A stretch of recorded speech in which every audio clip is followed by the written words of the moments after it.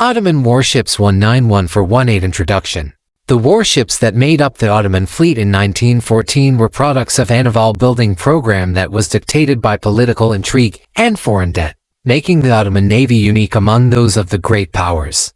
Although the Ottoman Navy still ranked as the world's third largest as late as 1876, it had rapidly deteriorated into a motley collection of old, rusting, armored ships kept at anchor and left unmaintained due to intentional neglect by the despotic Sultan Abdülhamid II, who feared reformist tendencies prevalent throughout the naval officer corps. A rising Greek naval presence in the Aegean towards the beginning of the 20th century finally forced the Sultan to begin a limited naval modernization program. However, his method of selecting warships to purchase had little to do with sound naval strategy but rather diplomacy. The Ottoman government owed compensation to a number of foreign governments for business escapades and investments lost during a series of uprisings that raged across the empire from 1894 to 1897.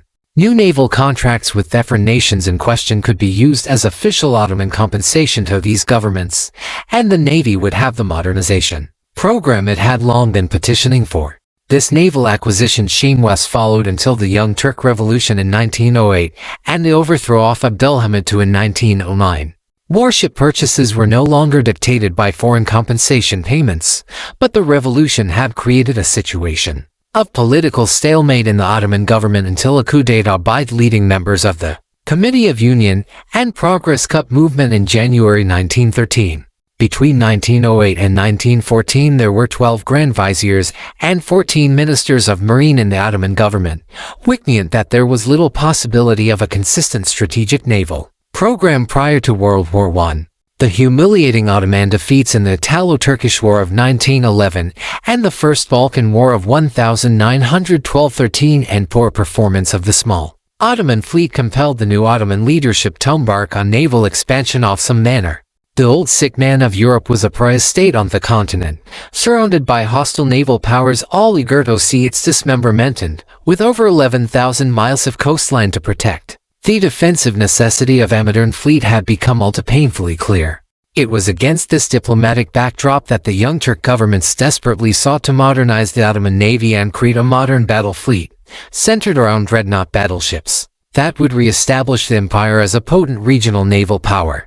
Unexpectedly, however, the course of this brief Ottoman naval resurgence from 1909 to 1914 played a major role of bringing the empire into World War I, and fortunately, the dreadnoughts that were the centerpiece of this resurgence saw no action under the Ottoman ensign, and the fleet had to persist with the hodgepodge of vessels acquired by Abdülhamid II and the early purchases of the Young Turk governments. This work will provide a concise overview of the primary warships that played active roles in the conflict that finally resulted in the death of the old, sick man of Europe.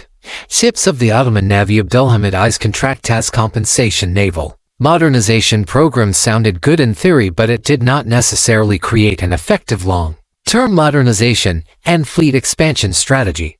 The first project of this program was the modernization of the old Central Battery ironclad Mesedi. Originally built by the Thames Iron Works in Britain in 1875 and armed with 1610 and muzzle-loading guns by the Ansaldo Yard in Genoa beginning in 1899.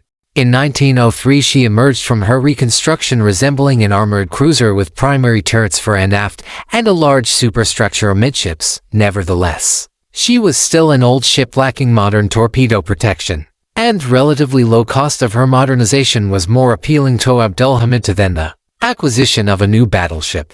9 Akhisar, Antalya-class torpedo boats were also purchased from Ansaldo to round off the empire's compensation payments to Italy, but by 1914 both Mesedi and these torpedo boats had little combat value.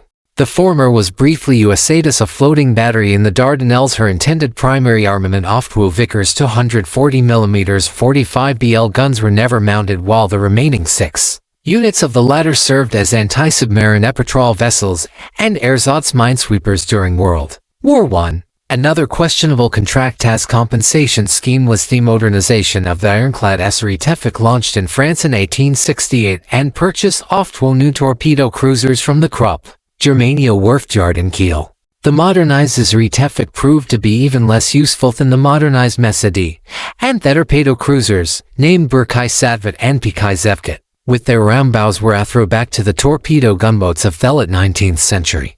The idea of the torpedocruiser was that of a small cruiser designed to hunt torpedo boats, a predecessor to the destroyer concept, but this type of warship was quickly discarded by most navies as these ships were usually significantly slower than their intended prey. Asari Tevfik was wrecked in February 1913 after running aground. Berkay Satvet and Bekay Zevkit, obsolete when they were commissioned, and only able to steam at 18 knots in 1914, so very limited service as convoy escorts during war. In the case of the above-listed warships, their contracts may have been diplomatically beneficial for Abdulhamid II's government, but they were a waste of funds regarding their potential usefulness in the Ottoman fleet. Some warships acquired by Abdulhamid I's contract as compensation program proved to be modern and useful units that saw service in World War I. One of these was the protected cruiser Hamidi, originally named Abdulhamid II, ordered from Armstrong Whitworth & Co. in Newcastle upon Tyne in the spring of 1900. Great Britain was another nation outmoneyed due to the late 19th century uprisings for the technical specifications of Hamidi. See Plata. Hamidi was originally part of a modernization plan developed by Ottoman admirals in 1897 that envisioned the modernization of several old ironclads and the acquisition of 2 new battleships, 2 armored cruisers, 2 protected cruisers, and 2 light cruisers. The modernized Mesedi, Asari Tevfik, a few other reconstructed older vessels, and Hamidi were the only ships of this plan that Abdulhamid II approved funding for, with the exception of a second protected cruiser. This ship, Mesedi, originally named Abdulmesedi, was ordered from Philadelphia yard of William Cramp and Sons in the spring of 1900. The United States government demanded financial compensation for American business destroyed in the uprisings, but initially the Sultan stubbornly refused any payment to this upstart power. It was only after the United States government, fresh off its heels from its victory over Spain in the Spanish-American War of 1898, threatened to send a naval task force to Constantinople to collect payment under its guns that Abdulhamid II acted. After much haggling in price, the Sultan offered compensation in the form of leasing an order for a near sister of the British-built Hamidi in an American yard. Mesedi was laid down in November 1901, launched in July 1903, and commissioned in Constantinople in December 1903. Despite it being relatively modern, Mesedi's operations at sea were hindered by a critical design flaw. The boilers were positioned too close to the center line, and this resulted in heavy rolling at sea, particularly with full coal bunkers. These stability problems were never fully corrected, and as a result Machida saw only a fraction of the service that her near sister Hamidi did. Despite Mesedi's flaws, she and Hamidi were competitive units compared to their foreign equivalents and were not completely outclassed at the beginning of World War I, and advantaged the Ottoman standards. The last major warships acquired for the Ottoman Navy during the reign of Abdulhamid II were diplomatic purchases from French munitions manufacturers. The Ottoman government believed it wise to spread out its foreign military purchases in order not to isolate itself from any of the great powers. Concerned that France might consider the Ottoman army's recent large orders of artillery pieces from Krupp as a sign of favoritism towards Germany, the Ottoman government ordered 4 new torpedo boats from Schneider and C.F. Chalon-sur-Seine in 1906. The boats were of the torpedo type 38M class, 75 of which were built for the French Navy, but were referred to as the Demirhizar class in the Ottoman Navy for the technical specifications of Demirhizar class torpedo boats. See Plady. Having met his diplomatic goals throughout the completion of his contract as compensation naval purchasing program, it would have been unlikely that Abdulhamid II would have provided funding for any further naval expansion. Nevertheless, events across the Aegean forced the Sultan to authorize further purchases for his admirals. While the negotiations over the purchase of the Demirhizar class boats were taking place, the Greek government purchased 4 modern destroyers from the Vulcan yard of Stettin and 4 from Yarrow & Co. of London. The Greek defeat in the Greco-Turkish War of 1897 had not quenched popular support for territorial expansion, and led to a series of military and naval purchasing programs in the first 8 decades of the 20th century. These German and British-built destroyers, with displacements of 350 tons, top speeds of 30 knots, and multiple 76mm and 57mm guns, completely outclassed all of the Ottomans' recently acquired torpedo boats. Schneider took full advantage of this situation, highlighting that the Greek destroyer purchases were from German and British yards, and successfully convinced the Ottoman government that its fleet would need modern destroyers as well. The French firm offered to arrange the construction. Hamidi was laid down in the Elswick yard of Armstrong Whitworth in April 1902, launched on September 25, 1903, and commissioned on April 27, 1904. She was typical of British protected cruisers of the time and was the first useful modern unit acquired by the Ottoman Navy in the 20th century. Hamidi and her dynamic commander, Captain Raforbe, gained international attention during the First Balkan War when they undertook a 4-month raid throughout the Mediterranean, Adriatic, and Red Seas, bombarding Greek and Serbian ground installations and sinking 7 Greek merchantmen.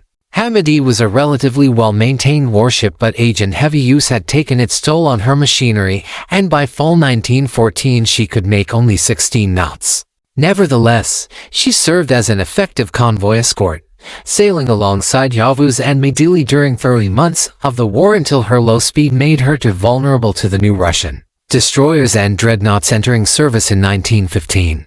She was brought back into service in the spring of 1918 after a lengthy refit, and conducted several operations with Yavuz along Thracian coast.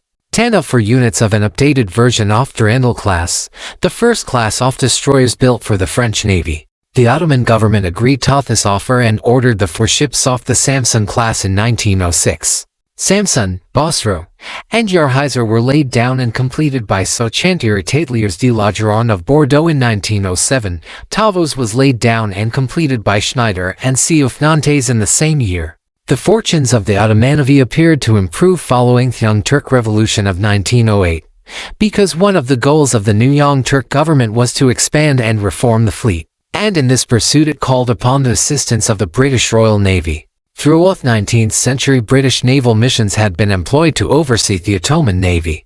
The British saw the Young Turk Revolution as an opportunity to revitalize their influence in Ottoman naval affairs after the lethargic years of Abdulhamid II's reign, and sent a dynamic new naval mission under Vice Admiral Sir Douglas Gamble to Constantinople in February 1909. Gamble was welcomed by the new Ottoman government but was immediately dismayed by his task. Abdulhamid II's administration may have shown some initiative for purchasing new warships during the last years of his reign, but there had been no investment in training or fleet exercises. Some of their recently acquired warships had never even left the Golden Horn. Gamble therefore focused all of his energies on new training programs for officers and sailors, but lack of funds and political instability within the new administration limited the results of his efforts. These problems were compounded by a dramatic shift in the Ottoman government's attitude towards naval reform due to developments in Greece. In the autumn of 1909 the Ottomans learned that the Greeks were in negotiations with Cantiere Navali Fratelli Orlando of Livorno for the purchase of a modern 9,958-ton Pisa-class armored cruiser, with a top speed of 20.5 knots and an armament of 4 234mm and 8 190mm guns. This warship outmatched every vessel in the Ottoman fleet. The Ottoman government contacted Orlando with a counterbid for the warship but was informed on November 30, 1909 that it had been sold to the Greeks. This new armored cruiser, named Georgios Avarov and launched in March 1910, put Ottoman admirals and leaders into a panic. From this time on the Ottoman Navy became convinced that the only effective countermeasure to Avarov would be large capital ships. The Ottoman government approached Vice Admiral Hugh Williams, who took over the British naval mission from Gamble in April 1910, and requested him to petition the Royal Navy or British yards for the purchase of existing or nearly completed pre-dreadnoughts or armored cruisers.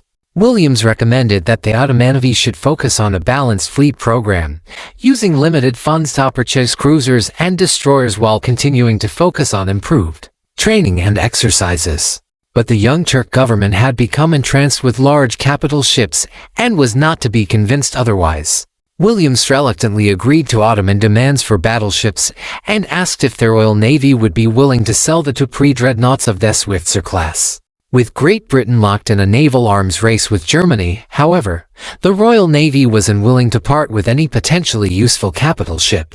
All that it was willing to sell were 2 Royal Sovereign class dreadnoughts that dated back to 1891, but Ottoman admirals insisted on ships that were more modern. With construction proceeding on Avaruf and Admiral Williams unable to acquire adequate warships from the Royal Navy, the Ottoman Navy was becoming desperate for a warship or warships to match the Greek armored cruiser.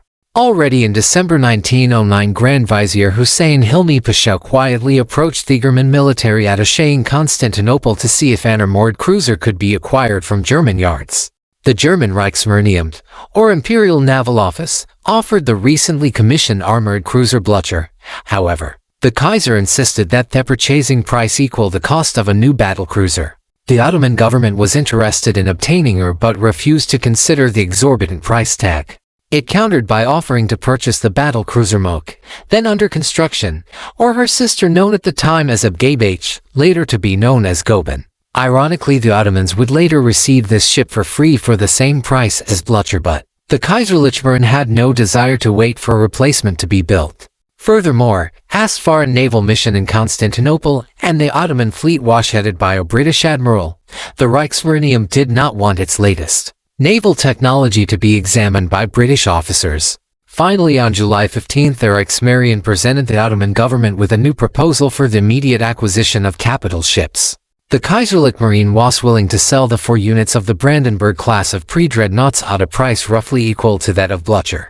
Although the Brandenburgs were laid down in 1890, making them contemporaries of the Royal Sovereigns offered by the Royal Navy, they had been modernized only a few years beforehand, mounting 6 280mm primary guns. They were more heavily armed as well as armored than the Greek Avaruf.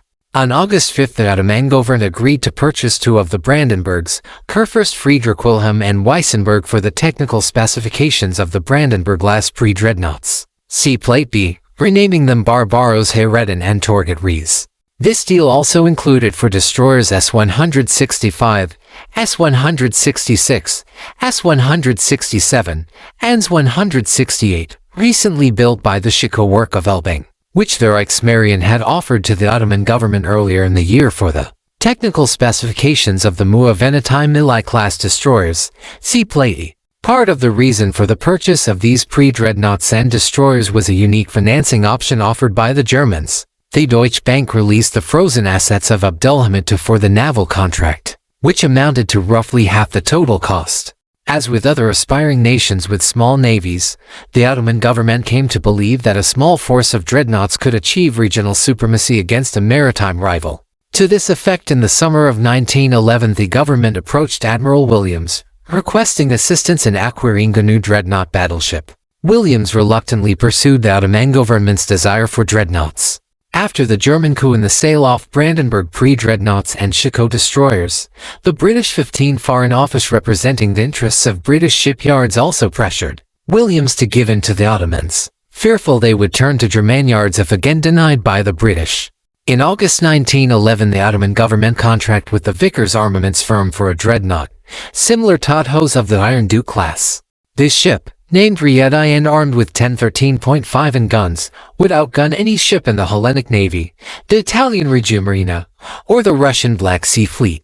Rumors of Ottoman dreadnought acquisition spurred the Russians into designing and contracting the Imperatrice Maria class of dreadnoughts for the Black Sea Fleet in the summer of 1911. Since the end of the Russo-Turkish War, the Ottoman Navy had been a non-entity in the Black Sea, and the Ottoman fleet's sudden rebirth came as an unpleasant surprise to the Tsar's government. In addition, the Epirot Greeks ordered a dreadnought from Germany's Vulcan yard the following year. The Ottomans had inadvertently kicked off a naval arms race in the Balkans, one which none of the regional powers could afford, but at the same time neither could they ignore it. To offset the Russian and Greek building programs, in late 1913 the Ottomans purchased the Brazilian dreadnought Rio de Janeiro Uniquedesign, mounting 14 12-inch guns, which its owners were eager to sell and which was nearing completion at Armstrong Whitworth. The Ottoman government had borrowed heavily, primarily from French banks, for the purchase of these ships, and it was taking a large portion of the empire's debt to pay back the loans. The sudden purchase of Rio de Janeiro, now renowned Sultan Osman I, required more than just loans. However, the empire was forced to raise taxes and garnish government wages.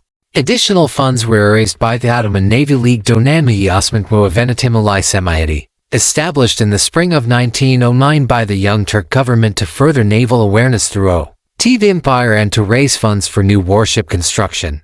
The Ottoman Navy League began a popular subscription campaign that collected donations from school children for the purchase of Riyadh and Sultan Osman I, making the warships a national initiative in more than just name.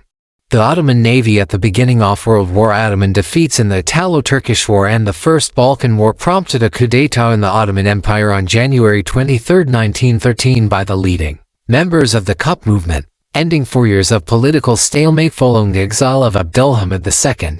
This consolidation of power created a more efficient environment for naval expansion, which was a matter that the leaders of the Cup energetically pursued, especially due to the poor performance of the Ottoman fleet in the First Balkan War. At the Battle of Feli on December 16, 1912, the Greek armored cruiser Avaroth alone outfought battleships Barbaros Hayreddin, Torgut Reis Mesidi, and Esri Tevfikent, using superior tactics and speed, crossed the Ottoman T and forced them to disengage. The Cup leadership turned to Admiral Arthur Limpus, who had replaced Admiral Williams in the summer of 1912, for assistance. Limpus' labors certainly bore fruit for British shipyards. In November 1913, a contract was granted to Armstrong Whitworth to build a new shipyard, the Societe Imperiale Ottomane Cointeresse de Docks at Chandis, on the Golden Horn, and in May 1914 to 4,330-ton light cruisers, to submarines, and for 1,100-ton destroyers were also ordered from the same yard. Ottoman warship purchases were still being made among the Triple Entente even after the assassination of Archduke Franz Ferdinand on June 28, 1914. The Ottoman government contracted a third dreadnought, to be named Sultan Mehmed Fatih, from Vickers in July 1914 after obtaining further credit from French banks. The Ottoman Minister of Marine from March 10, 1914, as well as a member of the Cup Inner Circle, Ahmed Jamal Pasha, got along well with the British and especially the French, attending the French Navy's summer maneuvers in July 1914. Jamal's diplomacy was largely responsible for securing the necessary loans from Paris to complete the payments in Sultan Osman I and the other warship purchase of 1914. He also arranged an order of 6 new destroyers from Chantiers at Ateliers et Normand. Given the level of naval cooperation with Great Britain and France in the summer of 1914, it seemed unlikely that within 3 months the Ottoman Empire would be at war with these two nations. Nevertheless, 2 events occurred on August 2, 1914 that set the empire on a course for war with Triple Entente. While Jamal Pasha had pro-Entente leanings, the other primary power brokers in the Cup government, Minister of War Enver Pasha and Minister of the Interior Talat Pasha, were unashamedly pro-German. Although the navy had been neglected during the rule of Abdülhamid II, the army had not, and German military advisors and industrialists had been very active in the military affairs of the empire in the late 19th and early 20th centuries. Much of the Cup leadership had come from the army and had been under the influence of German military instructors and advisors. Enver Pasha was himself a military attaché in Berlin for several years. As the continent approached war in July 1914, Enver, Talat, and other Cup ministers believed that Germany could be the only effective ally against Russia, whose designs on Ottoman territory and Constantinople itself were well known. They believed that Great Britain and France would not guarantee Ottoman territorial integrity in a European conflict if it meant sacrificing their alliance with Russia. Therefore, on August 2, 1914, the Cup government concluded secret defensive alliances with Germany and its ally Austria-Hungary. This coincided with an event in Great Britain that drove the Ottoman government further into the embrace of the Central Powers. On that morning, Captain Rothby and a contingent of Ottoman sailors arrived at the gates of the Armstrong Whitworth shipyard to take delivery of the completed dreadnought Sultan Osman I. He never made it past the gate. He was informed that Sultan Osman I, as well as Riyadh, were being requisitioned for use by the Royal Navy due to mobilizations taking place on the continent.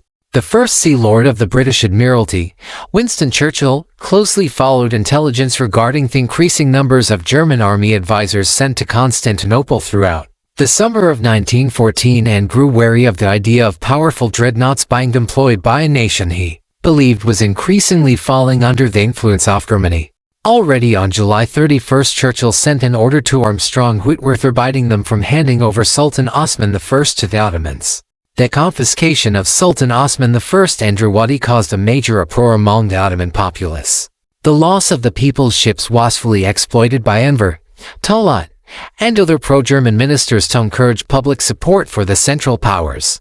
8 days later another naval incident occurred, which further wedded the Ottoman Empire to its alliance with Germany. In the early evening of August 11th, the ships off German Mittelmeer Division 18, the battlecruiser Goeben and light cruiser Breslau, appeared off the Dardanelles, and later that night were granted permission from Enver Pasha to enter the straits.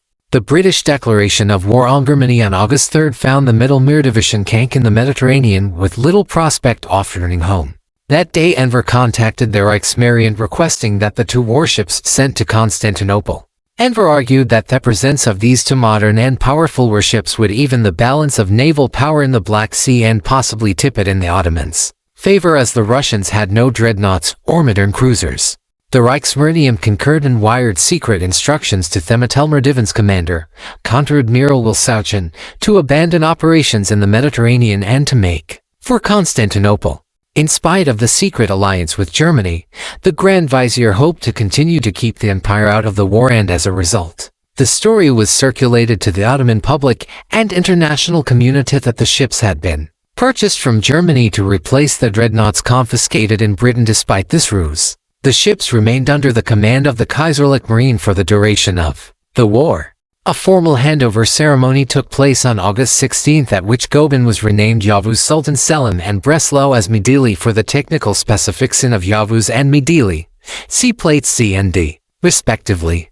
Jamal, having recently adopted a pro-German stance following the confiscation of Sultan Osman I and Riyadh, accepted the employ of Admiral Souchon and his sailors in the Ottoman Navy. Admiral Limpus and the other officers off the British naval mission were assigned to shore duties in an attempt to retain a weight of neutrality, but within a few weeks the Ottoman Navy was firmly in the German camp. The British naval mission was withdrawn from Constantinople on September 9th, and Admiral Souchon was formally made commander of the Ottoman fleet on September 23rd.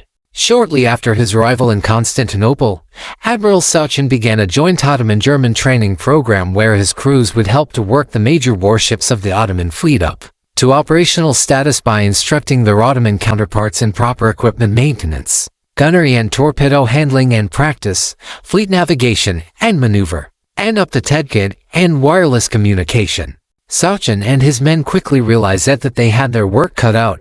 Out of all the major warships in the Ottoman fleet, only one, Hamadi, was in a state of combat readiness, let alone able to go to sea. The rest of the warships all looked well maintained from the outside, freshly painted with their wood and brass details 19 polished, but below decks they were an engineer's nightmare. Watertight doors between bulkheads and safety hatches in turrets had been removed for ease of focus, boilers had not been cleaned and were filled with filthy water. Piles of coal and ash were found throughout the boiler rooms. Routine machinery maintenance had been non-existent, and hulls had not been routinely cleaned. Regarding the fleet's manpower, Ottoman crews had little experience in gunnery, torpedo, and fleet movement exercises, while the Navy's engineers did not have adequate training for the maintenance of the machinery, electrical and communication systems, and wireless equipment aboard the ships. The need among the Ottoman fleet for technical expertise was so desperate that Souchon sent a message to the German Naval Command requesting that additional technical personnel be dispatched from Germany immediately. Over 500 specialists, known as Sonderkommando der Kaiserlich Marine inter Türkei and headed by Vice-Admiral Guido von Eustem, arrived in Constantinople by August 29th. Out of this group, Admiral Eustem formed the Sonderkommando Dardanellen, made up of gunnery instructors, artillery crews, mine-laying crews, and signal technicians, which was sent to oversee the organization of the Dardanelles coastal defenses. The remaining specialists were distributed around the ships of the Ottoman fleet. Over the course of the next 2 months, the Germans worked feverishly to train their Ottoman counterparts in proper handling, maintenance, and maneuver of their warships, as well as giving instruction in gunnery, torpedo, and mine-laying tactics. Out of practical necessity, a German commanding officer was assigned to each major Ottoman warship and led combat operations, while the respective Ottoman commanders maintained order aboard the ships and oversaw operations. While in port, German engineers were also assigned to each ship as breakdowns were frequent among the wide variety of machinery on the various warships. For almost 3 months after the signing of the German-Ottoman alliance, The Ottoman government consistently delayed its entry into the war on the continent despite continued appeals from Germany and Austria-Hungary. This exchange went on for over 2 months until Germany, tired of the constant Ottoman vacillating, threatened a cancellation of the alliance and the withdrawal of all German military missions in the empire. And willing to risk a break with Germany, Enver and the most pro-German members of the government secretly issued orders to Admiral Souchin on October 24 that allowed him to commence hostilities with Russia through a surprise naval attack. At 1545 hours on October 7, Souchin called a meeting aboard Yavuz of the German and Ottoman officers off the fleet. There he explained that several task forces would immediately put 20 to sea with the intention of beginning hostilities against Russia, and each ship's commander was given sealed orders regarding their operational objectives.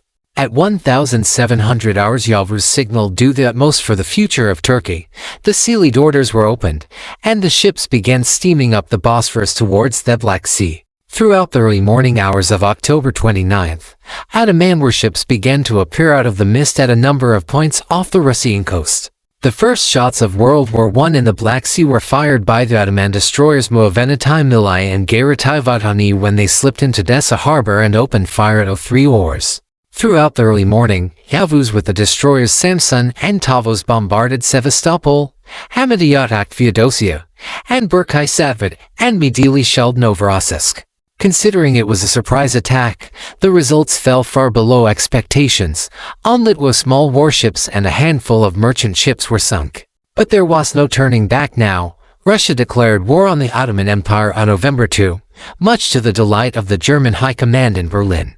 German-Ottoman operations in the Black Sea, 1914-17. The Black Sea was the most active theater of naval operations for the Ottoman Empire during the war, but it was also the theater for which it was least prepared.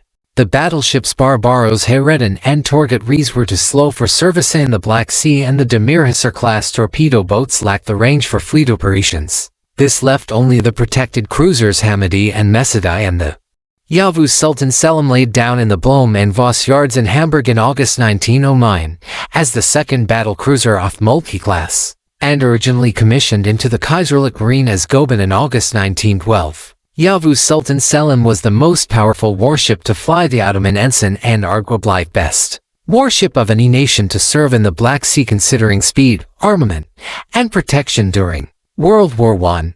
Although she had little success against the warships of the Black Sea Fleet in combat, her ability to strike and withdraw anywhere throughout the region made her a singular fleet in being to the Russian, British, and French navies. It was a testament to her design and construction, as well as the work of German and Ottoman engineers and repair crews, that she was able to operate throughout the war without access to a dry dock, especially in light of combat damage she sustained. During the war Yavuz suffered damage from 6 30.5 cm shells, 5 mines, and 3 aerial bombs to Samsun and Muravena-class destroyers for potential use, and the combat value of these vessels against their Russian equivalents was negligible. Nevertheless, Admiral Souchin believed he held 2 trump cards with Yavuz and Midili, assuming that superior speed would give him the initiative and tactical advantage in any engagement against the Russians. This was the case until the middle of 1915, when the initiative of operations in the Black Sea shifted to the Russians for the remainder of the naval campaign. The reason for this was poor Ottoman transport infrastructure rather than Russian naval strength, however.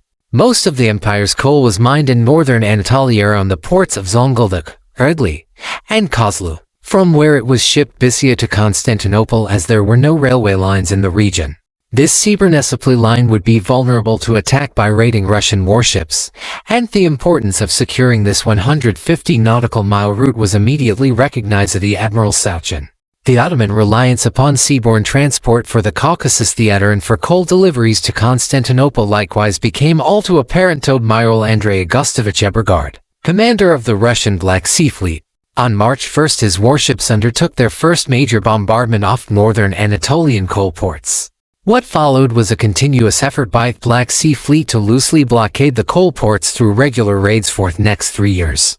Prior to the concerted Russian efforts against Ottoman coal transport, Roughly 285,000 tons of coal was shipped by sea to Constantinople between November 1914 and June 1915, equaling around 36,000 tons per month.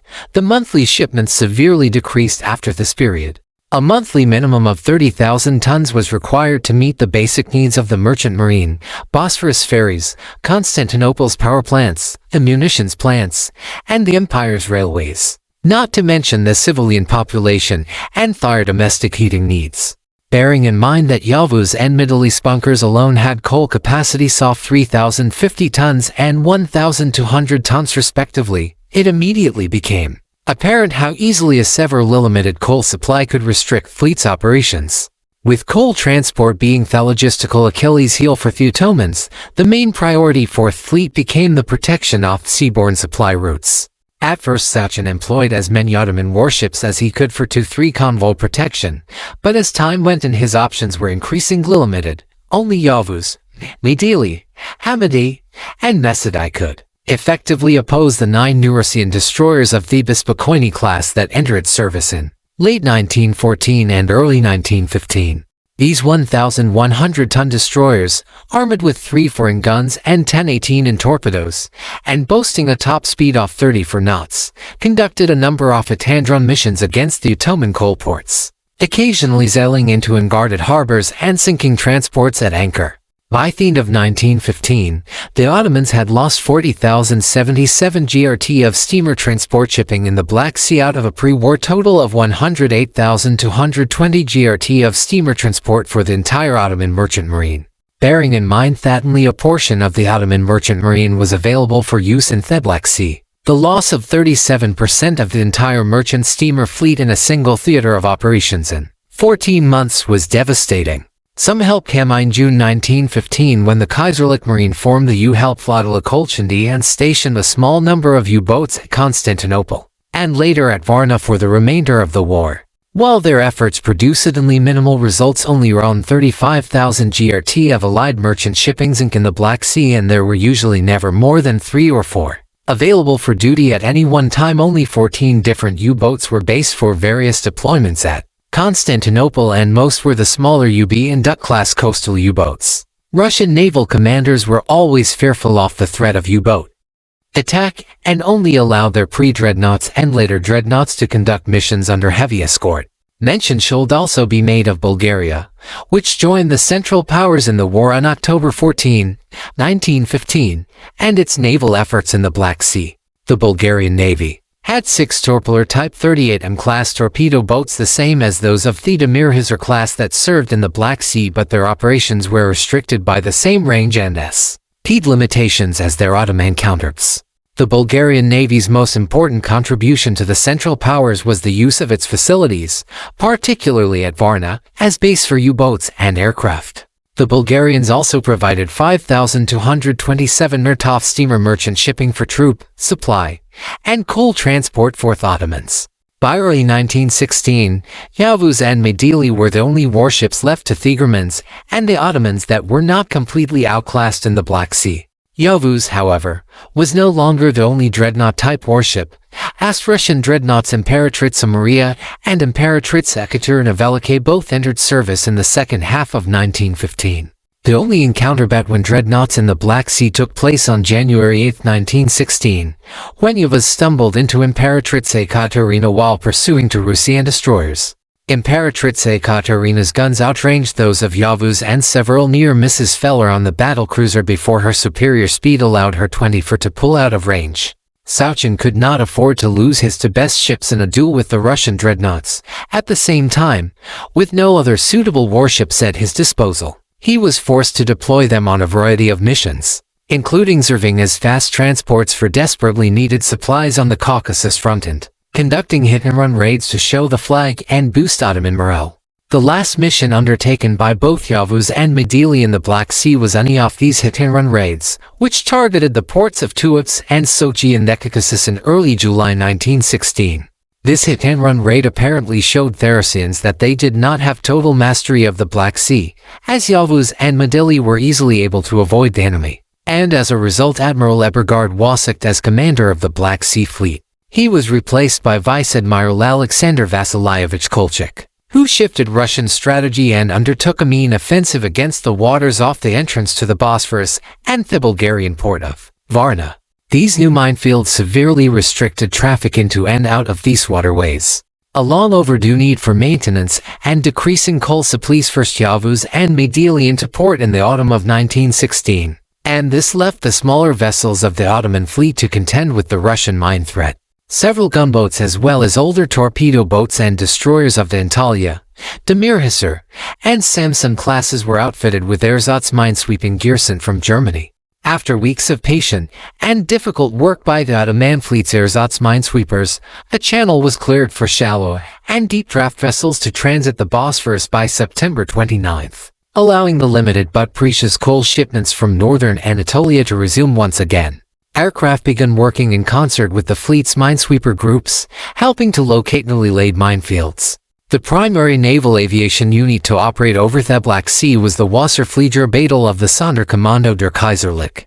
Knittel laid down by at Vulcan in Stettin in 1910 and originally commissioned into the Kaiserlich Marine as SMS Breslau in May 1912.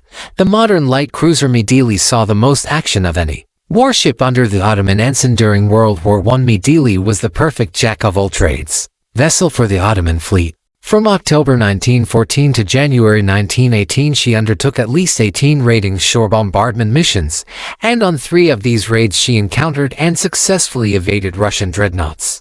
On 6 occasions she escorted transports to eastern Anatolia and transported troops and supplies there herself 7 times. Finally, Midili effectively served as a mine layer. The cruisers of the Magdeburg class had a lowered rear quarterdeck which acted as a mine deck with 2 rows of 60 mines on each side, and Midili laid 6 minefields in the Black Sea during the war.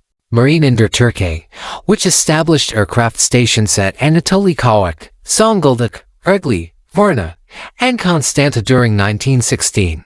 The growing internal chaos in Russia in mid-1917 brought a respite to the hard-pressed Ottoman main-weapon and transport forces. Increased German and Ottoman aerial reconnaissance allowed for effective tracking of Russian naval movements. When Russian ships were absent, small sailing ships and barges loaded with coal, towed by small motor boats, sailed from Zonguldak and Ugly to Constantinople. These small convoys avoided further detection by Russian ships by sailing close to shore and hiding in small bays and inlets along the coast at night. The amount of coal brought in via these small vessels was not insignificant either. Around 12,000 tons was delivered from northern Anatolia in the month of June, roughly double the amount from the previous month. There may not have been enough coal to put the fleet to sea, but these imports, combined with those from Germany, were now to keep the region's industries and power plants going and allowed the build-up of a small naval reserve. German U-boats, having sat in port for 6 months because of the extensive minefields off the coast, began to deploy into the Black Sea again at the end of June, a symbolic triumph for the minesweeping units. By the end of October, revolution had finally crippled the operations of the Black Sea Fleet as mutinous sailors began to turn on their officers. On December 15 an armistice was signed between the Central Powers and the new Bolshevik government. The actions of the German and Ottoman surface vessels, U-boats, and aircraft, while not necessarily spectacular compared to other naval theaters of the war, played a decisive role in keeping the Ottoman war machine supplied with vital coal. The following sections outline the primary warship-on-warship engagements between the German Ottoman naval forces and the Black Sea Fleet. Yavuz versus the pre-dreadnoughts of the Black Sea Fleet. In the morning of November 17, 1914, after learning that the Russian Black Sea Fleet was bombarding the eastern Anatolian port of Trebizond, Admiral Sauchin immediately set sail with Yavuz and Midili, hoping to intercept the Russians before they returned to Sevastopol. A battlecruiser and light cruiser taking on a force of 5 pre-dreadnoughts, 3 cruisers, and 13 destroyers Sinadili may have seemed like a foolhardy proposition, but Sauchin believed that with his ship's superior speed he could bring his forces full broadside to bear against individual targets while being able to outmaneuver any Russian attempt to cross his T or form a line of battle. Shortly after noon in foggy conditions on November 18, Sauchin spotted the pre-dreadnoughts of the Black Sea Fleet, sailing in line south of Cape Sarek at the southwestern tip of the Crimea. While Sauchin brought his ships up to full speed and began a turn to starboard in order to bring Yavuz's full broadside to bear, Admiral Andrei Gustovich Ebergard ordered his flagship Evstafi to open fire at 1,224 hours. It was an excellent shot as one of the shells struck Yavuz amidships as she was still completing her turn.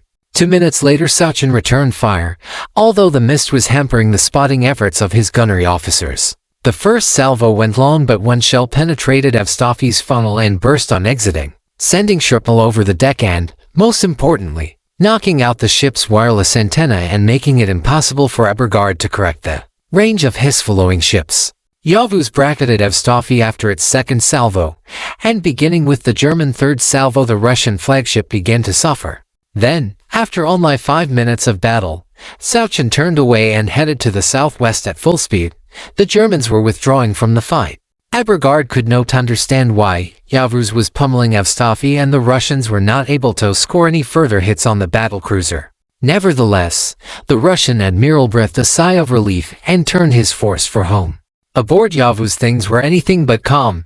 Evstafi's single hit had penetrated one of the port side 5.9 in gun casemates and exploded inside, killing the gun crew and setting off the shells stored inside. Flames from the explosion set several propellant charges on fire in the casemate, and flames also shot into secondary ammunition hoist nearby.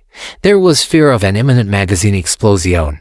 When word of this critical situation reached the conning tower, Sauchin decided to break off the engagement lest another hit trigger an ammunition explosion.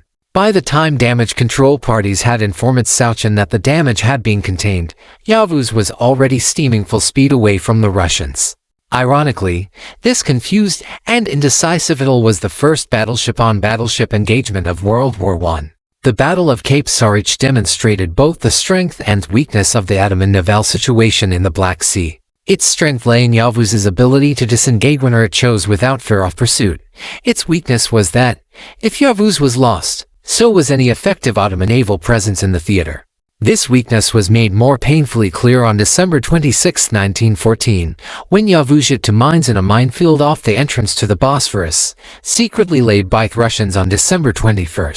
This belated Christmas gift kept Yavuz out of faction until April 1915. On May 10, 1915, Yavuz undertook another interdiction mission. After receiving a transmission from the destroyer Numina Hamiyet that a Russian task force containing the battleships Flotillas and Pantalaimon was approaching the Bosphorus. What Captain Sir C. Richard Ackerman of Yavuz did not realize was that Ebergard and the other 3 Russian pre-dreadnoughts, Evstafi, Johannes and Rostislav, were cruising 25 miles off the entrance to the Bosphorus, covering the bombardment group reported by Numina Hamiyet. At 0753's Ebergard's battle line, sailing at 5 knots, intercepted Yavuz, which was steaming on a parallel course at 26 knots. Ackerman, confused state was facing 3 battleships instead of 2, soon realized why his opponent was cruising at such a slow pace. Minutes later Flotillas and Pantalaimon caught up with Ebergard and joined battle. Ackerman then realized that he was now engaging all 5 Russian battleships, and after taking a heavy caliber hit to the forecastle and another to the forward armored belt, he decided to disengage. At 806 hours. The battle was a poor showing for Yavuz. Out of the 160 11-inch shells fired, not a single one struck the enemy. The only damage sustained by Thracians was when a near miss on Evstafi sent a cascade of water over her flying bridge, drenching Ebergard and his staff. Fortunately for Ackerman, the damage caused by the Russian hits was minimal, and he disrupted the Russian operations off the Anatolian coast by taking Ebergard on a wild goose chase to the north, before doubling back and heading for home. Nevertheless, this was a small return for Yavuz's poor firing, and it was fortunate for the Ottomans that their most important ship was able to again escape intact from the battleships of the Black Sea Fleet. The last Ottoman fleet action on March 28, 1915, the Black Sea Fleet bombarded the entrance of the Bosphorus, an action intended to serve as a diversion from the much larger British and French naval operations off the Dardanelles. Sauchin decided to undertake a large raid to demonstrate that the Ottoman Navy could regain the initiative in the Black Sea. The target was Odessa, where intelligence report that around 20 Russian to 9 transports were at anchor and relatively unguarded. Corvette Captain Ernst Buxel, commander of the Mesidi, was ordered to attack the transports in Odessa with a strike force consisting of the cruisers Hamidi and Mesidi and the destroyers Maritime. Yadagrim, Samsun, and Tavos. The exact locations of Russian minefields off Odessa were not known, so the destroyers were equipped with minesweeping gear. They would slowly clear a path for the two cruisers, which would then enter the harbor and bombard the transports. Saucon would cover the operation out to sea to the east aboard recently repaired Yavuz, in company with Midili. With the attack scheduled for dawn on April 3rd intentionally selected as it was Russian Orthodox Easter Sunday and intended to be a blow against Russian morale, the Ottoman warships slipped out of Thebesphorus on April 1st and steamed across the Black Sea, undetected. At 2300 hours on April 2nd, the attack group reached the waters off Odessa, and Buxel ordered the destroyers to deploy their minesweeping gear. The destroyers crept forward at a speed of 9 knots with the two cruisers following behind. Around 400 hours on April 3, the minesweeping gear on Samsun and Tavos fouled, leaving only the other two destroyers to sweep for the cruisers. Everything proceeded well, with Odessa spotted ahead at 600 hours, but at 640 hours Messidai struck a mine located 15 miles to the southeast of the Odessa lighthouse. The mine, Nisibbi Muavenitime Milai and Yadagri Millet, exploded on the port side of the cruiser, and the inrushing water quickly extinguished the fires in the boilers. Without steam, Messidai slowed to a crawl and sank, hitting the bottom at a depth of 12.8 meters. The decks were awash, but the rest of the superstructure at above water, so the crew removed the gun breaches and destroyed the radio and all documents. After the crew was taken off, Yadagri Millet fired a torpedo into the Messidai in an attempt to destroy her, but she remained fast in the bottom. Around 720 hours, Sauchin ordered the mission to be abandoned and directed Hamidi and the destroyers to return to the Bosphorus. At 12:30 hours, Buxel's group received a message from Yavuz that the Russian fleet was at sea and in pursuit. The Ottoman ships managed to evade the Russians and slipped back into the Bosphorus on the morning of April 4th. The mission had been a failure. For the loss of a cruiser, Sauchin managed to sink only two Russian transports, which happened to cross the path of Yavuz and Midili on the morning of April 3rd. Buxel's task force had not even been successful in scuttling Messidai. She was eventually salvaged by the Russians, repaired, and renamed Prut. This was to be the last Ottoman fleet action in the Black Sea. Cruiser operations in 1915. The German and Ottoman cruisers fared little better than Yavuz in their encounters with the Russians in 1915. On the evening of June 10th, Middle intercepted the Bespokoini destroyers Dursky and Nevny off the Bosphorus after they had attacked shipping off Zonguldak. Midili struck first, hitting Nevny's steam pipes, causing her to lose power. It appeared to Midili's commander that Nevny was finished and, not wishing to put his vessel at any further risk, he contented himself to return to the Bosphorus, believing he had 30 sunk one of the Black Sea Fleet's best destroyers. That was not the case, however. Although Nevny was without power, she was in no immediate danger of sinking, and she was towed back to Sevastopol by Dursky. And necessary caution on the part of Midili's commander, Captain Zersi Lebrecht von Klitzing, prevented cruiser from finishing off the Nevny. Midili did not have a chance to make up for her poor performance in the battle of June 10th to 11th, and the early morning hours of July 18th she struck a mine off the Bosphorus as she sailed out to escort an incoming coal convoy. She was struck on the starboard side, but managed to haul him back to base at Istini, having taken on over 600 tons of water. She would not be ready for service again until February 1916. This left Hamdi as the only cruiser available for convoy protection and enemy interception duty in the Black Sea. Hamidi's first opportunity against the enemy came on September 5th when she, along with the destroyers Muavenitime Milai and Numinai Hamayet, sailed from Zonguldak, escorting 3 colliers with a cargo of 10,000 tons off coal destined for Constantinople. At 630 hours, Hamidi spotted the Russian destroyers Bistri and Pronzatelny and attacked. Luck was not with the Ottomans that morning, for after firing only 34 shots, both of Hamidi's recently installed Krupp 15 cm SKL 45 guns malfunctioned and could not be fixed. The bow gun failed after its first shot. The Russian destroyers began a steady fire but sailed just beyond the range of Hamidi's secondary armament and the guns aboard the Ottoman destroyers. Shortly after 900 hours, Hamidi spotted a submarine scope and she and her destroyer escorts began evasive action, leaving the colliers to fend for themselves. Bistri and Pronzatelny then turned their guns' attention to the colliers, which had driven themselves ashore, and left them flaming wrecks. Due to her slow speed and vulnerability to the new Russian destroyers, Suchin decided to lay Hamidi up in Constantinople until the spring of 1918. Midili's raid on Schlangen Island in early June 1917, Midili was finally ready for service after a lengthy refit, with 8 new 15cm SKL-45 guns replacing its old armament of 10.5cm SKL-45 guns. Suchin was eager to make a show of force against the Russians and had 31 just enough coal to send Midili to sea. On the evening of June 23, Midili sailed out of the Bosphorus. Its mission was to capture and destroy the Russian radio station on Schlangen Island, and then lay a minefield between the island and the mouth of the Danube. Reconnaissance was relayed to Midili from floatplanes of the Wasserflieger boat on June 24. And the cruiser laid an undetected 70 mine barrage on the evening of June 24 to 25 before proceeding to Schlangen Island. Around 03:00 HRS on 25th, Midili reached the island, but before it could send a landing party ashore to capture the radio station, the cruiser's wireless room picked up signals coming from the island station. Fearing that his ship had been discovered and that the Russians were calling for assistance, Midili's commander, Korvettenkapitän Wolfram von Knorr, turned the cruiser's guns on the station and leveled it. A landing party was sent ashore after the brief bombardment and took a handful of prisoners, and fortunately the Germans were unable to locate any codebooks in the ruins of the radio station. After retrieving the landing party, Midili set a course for the Bosphorus, its mission accomplished, and having no desire to face any Russian warships. Midili's captain made a wise decision. Russian torpedo boats stopped at Schlangen Island at mid-morning on the 25th and reported Midili's raid to Russian Naval Command. Shortly before noon, however, Midili spotted smoke.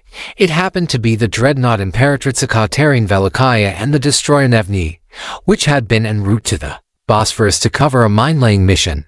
The Russian battleship fired a number of salvos at Midili, but the cruiser managed to stay just out of range with her superior speed. As she approached the Bosphorus around at 1,630 hours, the destroyer Bosphorus sailed out to support her. Unfortunately, Bosphorus could only make 18 knots and Midili had to slow so as not to overtake her. The slower speed allowed Imperatrica Katerina Velikaya to catch up and Midili was put in the awkward position of defending Bosphorus, which was supposed to be escorting her. During her refit, Midili had been equipped with an artificial fog generator, which it now activated to obscure her and Bosphorus from the Russians' fire. After a hurried pursuit, Midili and Bosphorus reached the entrance to the Bosphorus at 1,715 hours and the Russians turned away. Midili's raid on Schlangen Island and subsequent escape was a major embarrassment for the Black Sea Fleet, demonstrating that Russian mine offensive was unsuccessful in completely eliminating German Ottoman naval activity in the Black Sea. Operations in the Dardanelles. 1915-18. When the Ottoman Empire entered the war, the only ice-free sea route to Russia via the Dardanelles was closed, cutting off vital supplies of munitions from Great Britain and France. The Ottoman military leadership and their German allies recognized the strategic importance of the closure of the Dardanelles and realized that the area would be a primary target for Allied naval and amphibious assault.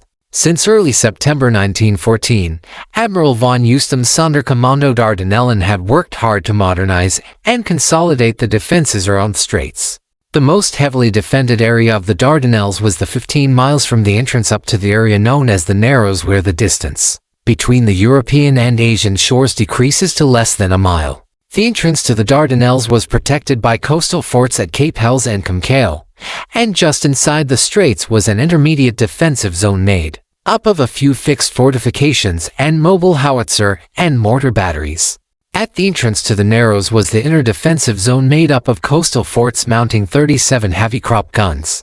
The fortifications and mobile battery arrangement of the inner and intermediate defensive zones within the straits provided an overlapping field of fire that covered the primary Ottoman defenses to minefields, consisting of 5 lines of mines each, one minefield located in the Narrows, the other around 3 miles down the straits near Kefes Point.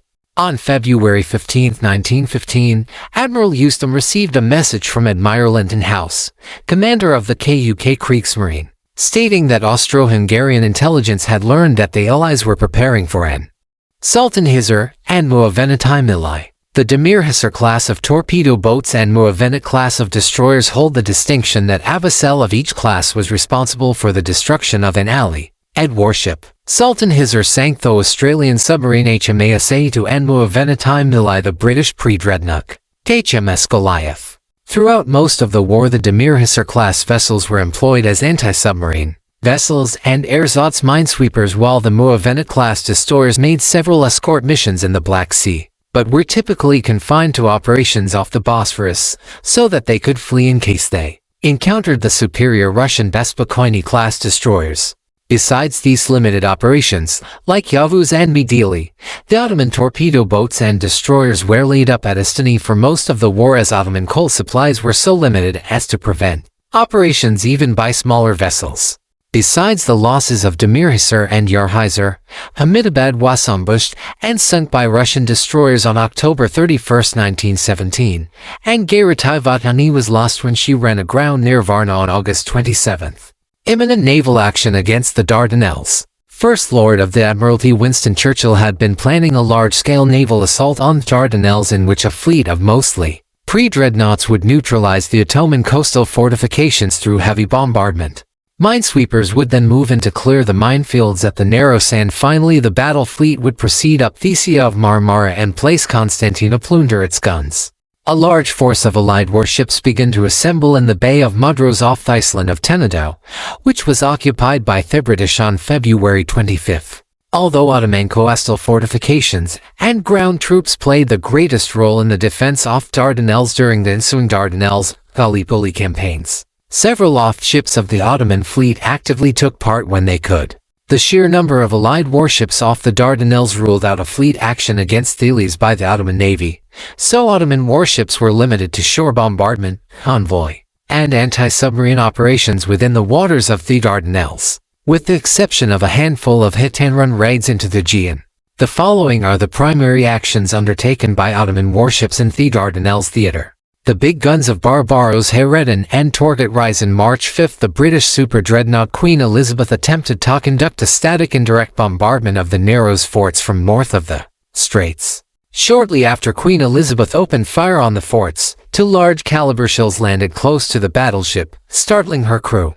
Those shots came from Barbaros Hayreddin, which corvette and Captain Joachim von Arnim had steamed down from Constantinople and anchored in Porres Bay just north of the Narrows the day before. German officers of the Sonderkommando Dardanellen had set up an observation post in the hills above the Narrows and relayed the coordinates of Queen Elizabeth via signal lamp to Barbaros Hayreddin. This odd duel, in which the opponents could not see each other, pitted the most powerful super-dreadnought in the world against a 21-year-old pre-dreadnought, and the older ship had the tactical advantage. On Barbaros Hayreddin's third shot, Queen Elizabeth was bracketed, and after 21 near misses, the British battleship moved further out to sea, out of range of Barbaros Hayreddin's guns, but also out of range for any accurate firing with her own guns. After a similar duel on the following day, the British abandoned the attempt to silence the Narrows forts through indirect fire over the Gallipoli Peninsula. On April 25, the Gallipoli ground campaign began when Allied troops stormed ashore at Anzac Cove and Cape Helles. Barbaros Hayreddin and Torgat Rees were both on station north of the Narrows and fired on the invasion beaches as well as the Allied battleships covering the landings. Over preceding weeks, a number of new observation posts had been established and linked to the pre-dreadnoughts by telephone. This improved communique system allowed for more accurate indirect fire from the battleships. During the landings on April 25, Torgat Rees scored a hit on the dreadnought Triumph as well as hits on some of the Allied transports. 3-5 Incredibly, neither of the Ottoman battleships was struck by enemy bombardment throughout the Gallipoli campaign. Owing to limited amounts of coal and heavy-caliber ammunition, only one pre-dreadnought was kept on station in the Straits while the other returned to Constantinople for refitting. Although the pre-dreadnoughts were limited to firing only around 20 heavy-caliber shells per day due to ammunition shortages, this fire was a conscientious to Allied ships supporting the beachheads, and their limited heavy artillery support did much to support the morale of Ottoman ground troops. By the end of May, the British had withdrawn their battleships farther out to sea, out of the range of Barbaros Hayreddin's and Torgat Rees' primary guns, and Admiral Souchon decided to return the ships to Constantinople. The big guns of the old battleships proved to be useful mobile batteries when given effective fire control, and provided fire support throughout early stages of the Gallipoli campaign. The crews of Demir Hisar after the light bombardments of the forts at the entrance to the Dardanelles. Admiral Souchin wanted to make an offensive show of force by sending a single torpedo boat out of the straits to attack Allied shipping. The small 97-ton torpedo boat Demir Hisar, armed with 3 torpedoes, was selected. Demir Hisar Scumards, Lieutenant Freiherr Wilhelm von Ferks, and Captain Lufty Talat Bey, planned to make an attack on the Allied fleet at anchor off Tenedo, and sailed into the Aegean on the evening of March 7th, and seen by patrolling British destroyers. They never reached Tenedo, however. Demir Hisar was spotted by a British patrol in the early evening of the 8th off Lesbos, and it took several hours to shake it off. After this chase, Ferks and Talat Bey decided to head for Smyrna as they were running low on coal and machine oil. As Demir Hisar entered the Gulf of Smyrna on the morning of March 9th, a British pre-dreadnought, light cruiser, and seaplane tender were sighted. Ferks and Talat Bey thought these sea targets were too good to pass up, and after waiting in a small cove until nightfall, Demir Hisar approached and seen to close range and fired 2 torpedoes. Amazingly, both missed. There was no time to load the 3rd torpedo as the pre-dreadnought had switched on its searchlights, so Demir Hisar made its escape. After hiding out in a small port on the mainland during the daylight hours of the 10th, Demir Hisar made a dash for Smyrna that evening. As Demir Hisar steamed into the Gulf, it made an attack with its last torpedo on the British seaplane tender Hamzan. Anchored near the entrance this time, the torpedo exploded, but the damage was not fatal, and then turned towards Smyrna, reaching the city's inner harbor at 05 hours on March 11th.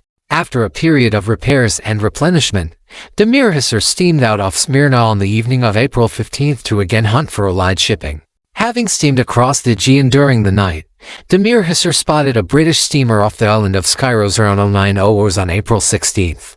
It was the transport's Manitou, carrying British troops en route from Egypt to Tenedo. Ferks and Talat Bey signaled the Manitou to stop, and after approaching, Ferks ordering British to abandon ship. As minutes passed, Ferks noticed no attempts were 36 being made aboard Manitou to lower her lifeboats, and he repeated his order several times. At that point, another British vessel was observed approaching, flying a naval ensign. Having not desired to be ambushed, Ferks and Talat Bey ordered 2 torpedoes fired at the transport, but there were no explosions. Ferks ordered the 3rd torpedo to be loaded and fired it at Manitou. Again, no explosion. All 3 torpedoes had either gone astray or misfired. Having shot their bolt in with the enemy rapidly closing, Ferks and Talat Bey ordered a hasty withdrawal towards the Anatolian coast. As it turned out, Manitou had sent out distress messages, and the destroyers HMS Jed, Kennet, and Ware were dispatched to intercept. It was these destroyers that were now hot on the heels of Demir Hisar, and they were closing the distance, as the torpedo boat could make only 18 knots. Off the southern coast of the island of Chios, one of Demir Hisar's engines broke down. With a crippled boat and 3 enemy destroyers closing fast, Ferks and Talat Bey decided to scuttle Demir Hisar and drove her hard aground on the beach on southeastern Chios. After throwing her guns into the sea and destroying her machinery, the crew of Demir Hisar abandoned ship and withdrew inland. While the sortie of Demir Hisar caused little tangible damage to the Allies, it did demonstrate an Ottoman will to fight and served as a morale boost to the Dardanelles defenders. A similar raid into the Aegean was undertaken by Maritime in early May, and would have much more impressive results. See Plate F for further details. Nusrat's minefield March 18, 1915, was the most successful day for the Ottoman Navy during the Dardanelles campaign, and ironically its success was brought about by one of its smallest warships. After several abortive attempts to silence batteries and sweep mines inside the straits from March 7 to 14th, the British decided to conduct a massive naval bombardment of the Narrows forts from a fleet of ships within the straits. At 1010 hours on March 18th, a line of 4 British battleships, Queen Elizabeth, the battlecruiser Inflexible, and the semi-dreadnought Sagan and Lord Nelson, sailed into the Dardanelles, and at 11:05 Hers opened fire on the Narrows forts from a position about 6 miles up the straits. Shortly after noon, a second bombardment group, made up of the French dreadnoughts Gaulois, Charlemagne, Bouvet, and Suffren, advanced past the first line of battleships. closing to within 4.5 miles of the Narrows forts, and opened fire. Around 1,345 hours the Narrows forts were almost silent and the French pre-dreadnoughts were ordered to retire, to be replaced by a third line made up of the British pre-dreadnoughts Vengeance, Irresistible, Albion, and Ocean. As the French ships made a broad turn to starboard to head south, Bouvet, which had turned into Iroquois Bay along the Asian shore, was wrecked by a massive explosion and capsized in less than 3 minutes. What Allied commanders did not know was that the Ottomans had noticed that when Allied battleships inside the straits had concluded their bombardments, they tended to make a broad turn to starboard in Iroquois Bay while making 37 their way out of the straits. On the night of March 8, the 365-ton mine-layer Nusrat, acquired in 1913 from Germany Auerth of Kiel, clandestinely laid a line of 26 mines parallel to the Asian shore across Iroquois Bay. Bouvet was the first victim of Nusrat's minefield. At 1,611 hours, Inflexible struck a mine near the location where Bouvet went down.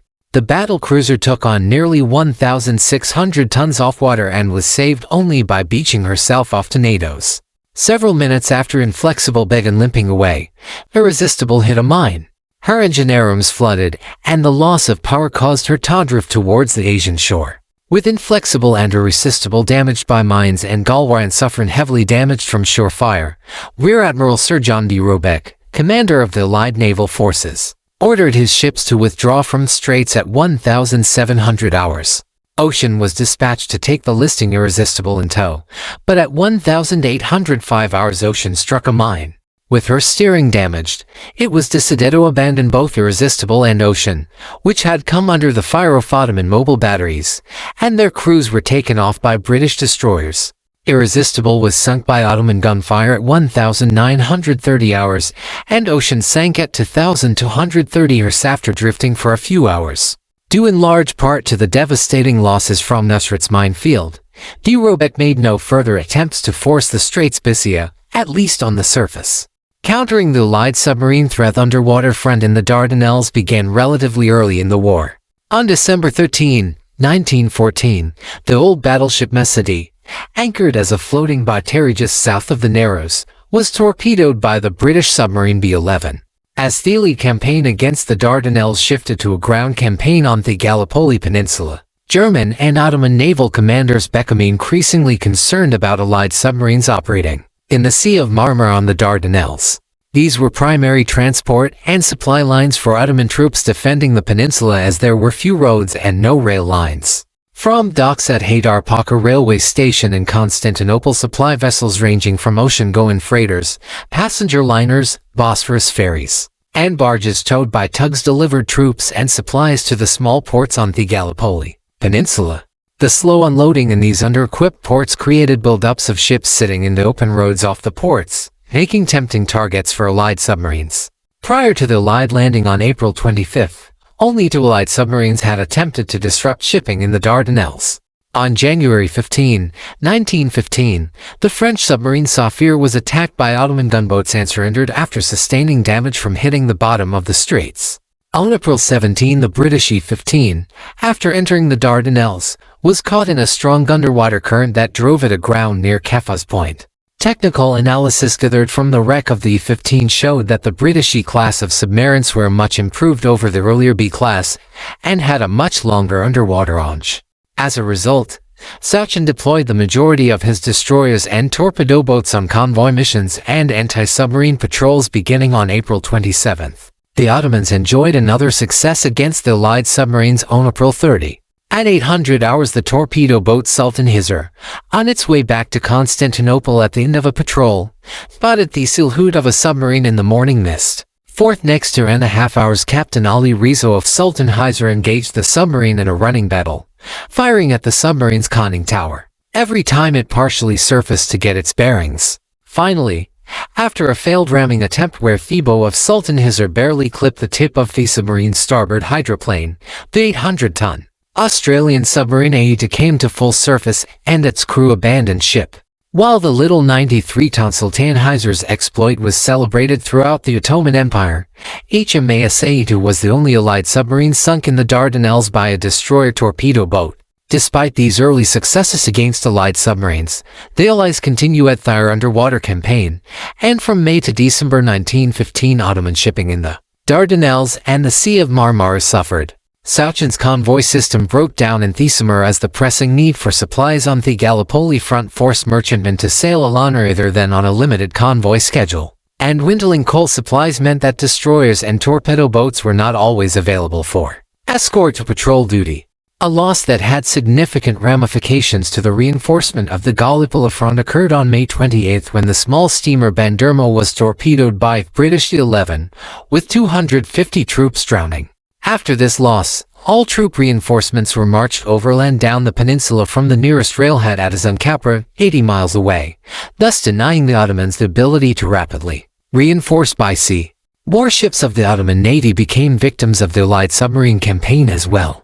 On August 6, the torpedo cruiser Bekizevkut was torpedoed by 11 and saved herself only by running aground. She was out of service for 2 years. 2 days later, 11 torpedoed Barbaros Heredinetto 5 oars on August 8, but pre-dreadnought capsized in 7 minutes, taking 258 of her crew and a large supply of ammunition destined for the Gallipoli front with her. The Samson-class destroyer Yarhizer was also torpedoed and sunk by 1-1 on December 3, 1915, on the submarine's third and final sortie in the Dardanelles. The increasingly successful submarine activity within the Dardanelles forced Sauchin's officers to look to other means of protecting shipping inside the straits. At the end of June, construction began on anti-submarine barriers consisting of anchored wire nets, floated by buoys, which were assembled by Ottoman sailors in the Constantinople naval arsenal. One barrier stretched across the narrowest part of the straits at Nogara and a second was constructed across the entrance to the Bosphorus in early August. Small motorboats armed with 37mm guns and small rudimentary depth charges were tasked with patrolling the barriers. The Nogara barrier claimed a victim on September 4 when the British E-7 fouled itself in the net and was scuttled by its crew after losing its battery power and being driven to the surface by a depth charge. The unreliability of early submarines assisted the Ottomans on October 30 when the 3-9 French Turquoise lost control during a dive near the Narrows, and then surfaced within range of a shore battery. Turquoise was captured intact and taken back to Constantinople. However, the real prize was not the submarine but rather codebooks and communiques found inside, that the French commander had neglected to destroy. From this information, German intelligence officers learned that Turquoise was due to rendezvous with the British E-20 in the Sea of Marmara on November 5. When E-20 arrived at its scheduled position on November 5, it rendezvoused with a submarine, but not Turquoise. The German UB-14, dispatched from Constantinople, was lying in ambush and torpedoed E-20 in a rather remarkable submarine versus submarine attack. Fortunately for the Ottomans, the Dardanelles underwater battle came to an abrupt end when the Allies abandoned the Gallipoli campaign in early January 1916. Although the Ottomans lost over 56,000 tons in warship and merchant tonnage to submarines, the Allied underwater effort failed to cut these seaborne supply lines between Constantinople and the Gallipoli Peninsula. Willy-lead accounts claim a large number of Ottoman vessels lost. Most of those were light sailing craft in which a number, if sunk in shallow water, could be raised and repaired. Only 3,000 tons of sailing craft were permanently lost, making the actual loss of Ottoman warships. 6 warships sunk by submarines accounted for almost half of the total lost tonnage, and merchant tonnage somewhere between 43,000 and 46,000 tons.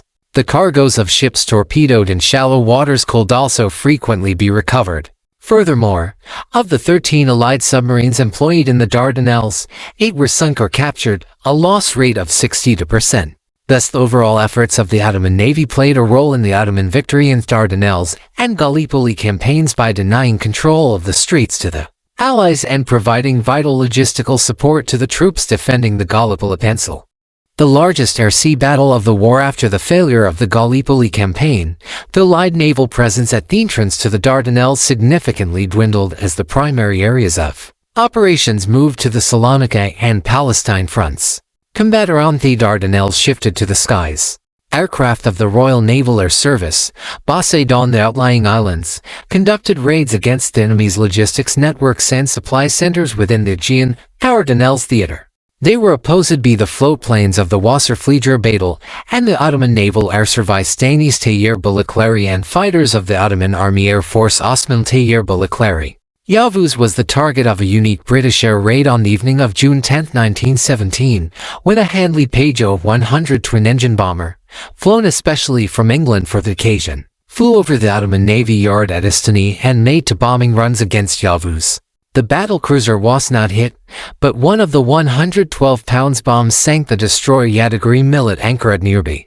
Yadagiri Millet holds the ignominious distinction of being the largest warship sunk from the air in World War I. Several months later, Yavuz was again the target of what became the largest air-sea battle of World War I. In December 1917, the Ottoman High Command requested any support the Navy could offer in disrupting the flow of Allied supplies and troops from Salonika to Palestine. German aerial reconnaissance showed an increasing buildup of Allied merchant shipping off Salonika in mid to late December, and this became a tempting target to the new commander of Mittelmeerdiv. Viz. Admiral Hubert von Reber-Paschwitz. Admiral Sauchen was transferred to the High Seas Fleet in October 1917, who was champing at the bit for offensive action. With Russia at the negotiating table and coal crisis ended, Reber-Paschwitz decided to make a hit-and-run raid with Yavuz and Midili on Allied shipping in the Aegean and sent the two ships to the northern Anatolian coal ports to fill their bunkers. He selected January 20, 1918, as the date for the raid. Aerial reconnaissance from the preceding days revealed that the only significant Allied warships in the area were a semi-dreadnought, 3 light cruisers, and 2 destroyers anchored at Mudros, and 2 monitors and 2 destroyers stationed off the Dardanelles near Imbros, none of which posed a serious threat to Yavuz. At 5:15 hours on January 20th, Yavuz and Middle sinking Goliath. On May 9, 1915, Admiral von Euston requested a naval attack against British battleships moored in Morto Bay, which were providing gunfire support for the front at Cape Helles. At 1840 hours on May 12, Muavenati Milai, with Captain Lieutenant Rudolf Furrow and Captain Ahmet Safed in joint command, sailed from Canakel and made its way through the minefields, anchoring just outside the barriers to wait for darkness. Furrow decided to wait and move in after midnight, believing that the British crews on battleships and the destroyers guarding them would be tired and less alert. At 30 hours on May 13th, Muavenati Milai resumed its course and crept unnoticed along the European coast. Furrow approached while battleships at anchor in Morto Bay are on 010 hours, and at 0113 HRS a signal was flashed from the Neclacest battleship, requesting identification. Furrow ordered his signalman to respond in kind, requesting the identification of the signaling ship. The battleship requested identification again, and Muavenati Milai responded with the same request. Confused, the battleship again signaled for identification and issued a verbal challenge, but it was too late. At that moment Furrow gave the order to fire, and 3 Schwarzkopf 8 torpedoes were launched from the bow, amidships, and aft tubes from a distance of 300 meters. All 3 torpedoes hit, and the battleship began to capsize. In seconds, Furrow immediately at full speed and set a course back towards the mine barriers. By 050 HRS Muavenati Milai ensured off Canakel, not having been spotted by any Allied destroyers in the straits on its return trip. Muavenati Milai and her crew later received a hero's welcome in Constantinople. Their prize Washam's Goliath, a 13,160-ton pre-dreadnought commissioned in 1940 to pass through the last defensive minefield and made their way into the Aegean, with destroyers Muavenati Milai, Numini Hamiyet, Samsun, and Basra stationed in the straits in case they were needed. Thanks to thick morning mists, the British did not immediately detect their aid, but at 610 hours Yavuz struck a mini in her port side. Damage was minimal as a coal bunker had absorbed much of the blast, and Reber-Paschwitz decided to carry on. Yavuz and Midili approached Imbros around 07 hours and, after destroying a lookout station and jamming wireless signals of patrolling destroyers, turned towards Kusu Bay on the northeast corner of the island where the monitors Raglan and M28 were injured. At 730 hours the Germans sighted the monitors and commenced firing. Both exploded and sank after suffering hits to their magazines, and Reber-Paschwitz turned his ships around at 080 hours, deciding to head for the British warships at Mudros. Only 3 hours into the raid it appeared as if the Germans were on the verge of sweeping the British from the Aegean, but the winds of fate rapidly shifted. At around 840 hours, lookouts on Midili spotted British aircraft approaching from the east. Rever Paschwitz ordered Midili to pull ahead of Yavuz so that the battle cruiser's anti-aircraft guns could have a better shot at the incoming aircraft. But as the cruiser turned, she inadvertently entered a minefield and soon struck a mine. Yavuz moved in to take the crippled cruiser in tow, but struck a mine herself. As Yavuz backed away, Midili attempted to work her way out of the minefield, but with her steering gear damaged, she stumbled into 4 more mines in a matter of 5 minutes. At 0911 she went down by the stern. With Midili sunk, his flagship damaged, and British aircraft dropping bombs all around, Rever Paschwitz decided to make for the Dardanelles. After having the misfortune of striking a 3rd mine at 948 hours and taking on a 10-15th list, Yavuz limped into the Dardanelles at 1030 hours. However, at 1132 hours, only 8 miles up the straits, Yavuz plowed into a sandbar at 15 knots and slammed to a halt, her pilot having made a navigational error. She was hard aground and, with their reconnaissance aircraft circling overhead, the British knew of her predicament. Over the next 5 days, RNAS aircraft based on Mudros launched raids on the stricken Batlecries whenever weather permitted. For more details, see Plague. Yavuz was not completely helpless, however. In addition to the ships for 88mm anti-aircraft guns, the Ottoman army sent additional anti-aircraft batteries and machine guns to aid in the aerial defense. British pilots reported that the anti-aircraft fire forced them to attack from higher altitudes, hardly ideal for accurate bombing. Fighters of the Wasserflieger Battle and the Ottoman Army Air Force provided top cover as well.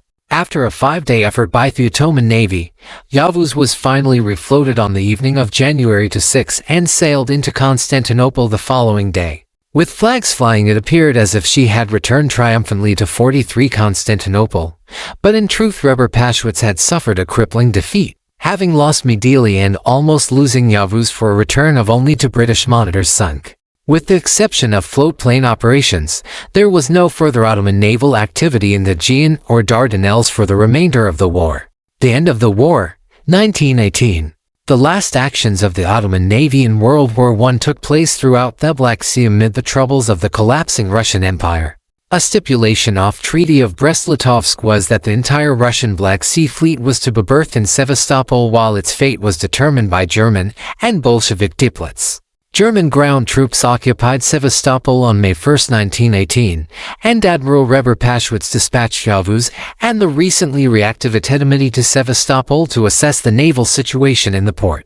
In the Navy Yard, Germans found the following 7 pre-dreadnoughts, 3 cruisers, one being the Messidai, renamed Prut by the Russians, 3 Bespokojny-class destroyers, and 7 older destroyers, as well as several submarines and other light vessels. The dreadnoughts Volia, previously the Imperator Alexander III, Svobodnya Rossiya, previously the Imperatrice Katerina Velikaya, and a large group of destroyers had sailed to Novorossiysk just prior to the arrival of the Germans in Sevastopol in an attempt to keep the ships out of German hands.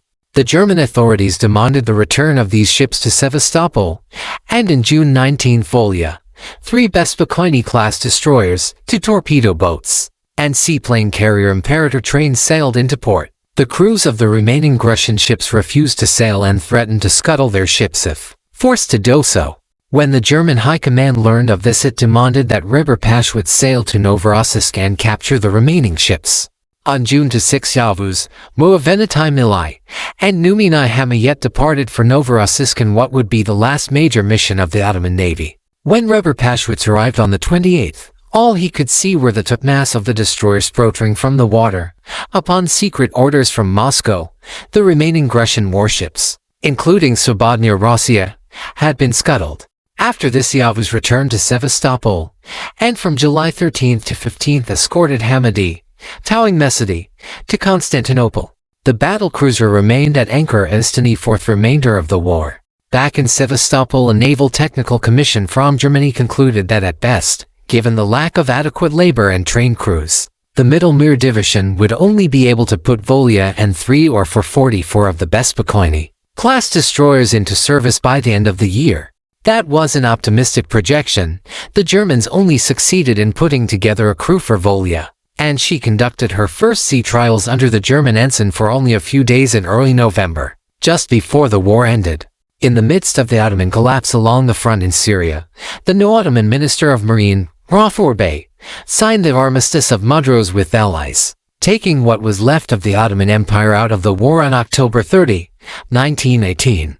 The following day Rafour Bey relieved Reber Paschwitz of command of the Ottoman fleet and ordered all German officers and sailors to leave the Ottoman territory. The Middle Mir Division began to transfer its sailors and technical personnel from Constantinople to the German-controlled Ukrainian ports on October 31st.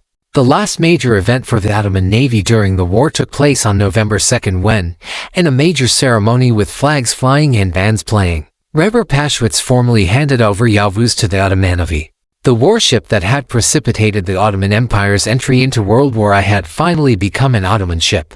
As the Ottoman Empire crumbled in the wake of the Turkish War of Independence, many of the warships of the Sultan's fleet went on to become the foundation of the Navy of the Republic of Turkey. When the Republic of Turkey was declared by Mustafa Kemal Ataturk on October 29, 1923, Hamidi, the largest ex-Ottoman ship still operable, became the flagship of the new Turkish Navy. She would eventually be joined by defense of Yavuz.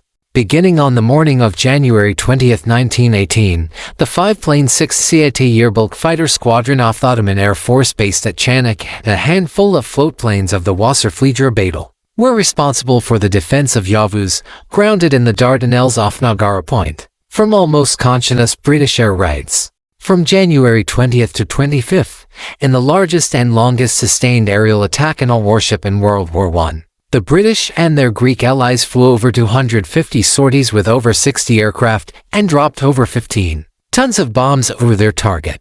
Yavuz was hit only twice, suffering minor damage. The 6 5-pound and 112-pound British bombs were simply not powerful enough to significantly harm the battlecruiser. Yavuz's sailors ashore ironically benefited from the aerial attacks. Every night they were able to enjoy fresh fish collected from the surface of the waters around Yavuz, the only casualties of the Allied aerial bombardments.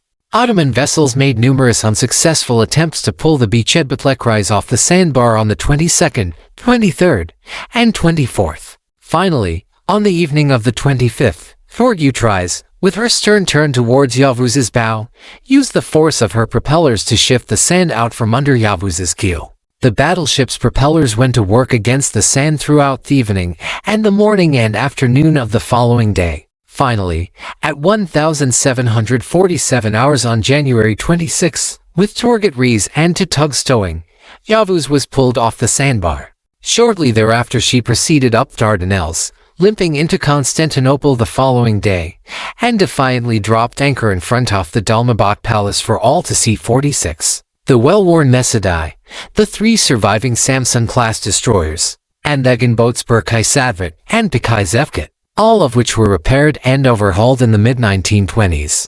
The Samsun-class destroyers were decommissioned in 1932 after the purchase of new destroyers from Italy. Hamidi, Mesadai, Berkay Satvat, and Bekay Zevkit were assigned to reserve status in 1931. The torpedo cruisers were decommissioned at the end of World War II, and the old cruisers were finally retired in 1947. Even the old pre-dreadnought Torget Rees, with only one primary 11-inch gun turret still aboard, was overhauled and used as a school ship until 1933. It seems fitting, however, that the most famous Ottoman warship served and survived the longest. After the Armistice of Mudros, Yavuz remained anchored in a dilapidated condition in the Gulf of Izmit for 7 years. Her boilers were worn out. Her steering gear was not functional. The mine damage from her early 1918 cruise into the Aegean had not been repaired, and she still had the troublesome steam pipes that had plagued her already in 1914. Finally, in 1926, the Turkish Navy purchased a 26,000-ton floating dock that was transported from Germany, and the battlecruiser received the proper repairs and overhaul she had so long needed. After 3 years of work, Yavuz went to sea again, this time as the flagship of the Turkish Navy. She served for another 3 decades, being formally decommissioned in 1960. She was offered as a museum ship to West Germany, but the German government turned the offer down, and she was scrapped in the early 1970s.